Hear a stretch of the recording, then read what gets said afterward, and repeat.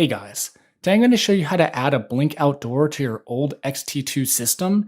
If you came to this video in kind of air where you're looking to add the entire system, I have a video on that as well, so I'll put it in the cards and in the description. So let's get started. So go into your Blink app, and what you want to do is hit the big plus button at the upper right, if it'll work, and then basically you want to hit Blink wireless camera. So that's what you want to add.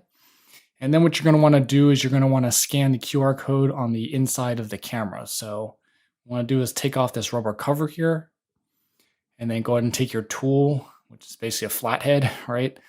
And go ahead and unscrew it. Once you've done that, then this is the QR code right here on the white piece. Obviously not showing you mine because it's unique.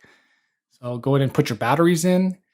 And once you put the batteries in, if you turn it around, you'll notice that it'll be blinking red.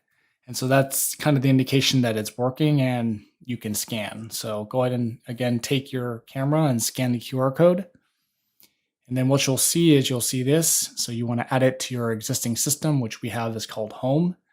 It'll look for the camera, it'll take a bit, and then it'll probably update the firmware as well. So it took about, a minute or whatever for it to do its thing. And then after it said it's successful, so add, and then I have free storage. So if you have a newer outdoor indoor system, it's $10 to have cloud storage. Hit that, the whole mess of numbers and change your camera name to whatever you want. And then go ahead and take a picture, or actually put the backing back on, screw it back in. And then what you can do after that is you can take a picture, or what you can do is do a live view so you can figure out exactly where you want to put it.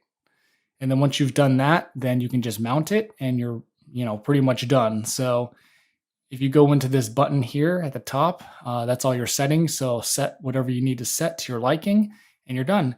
So if you thought the video was helpful, don't forget to comment, like, share, and subscribe. And thanks for watching.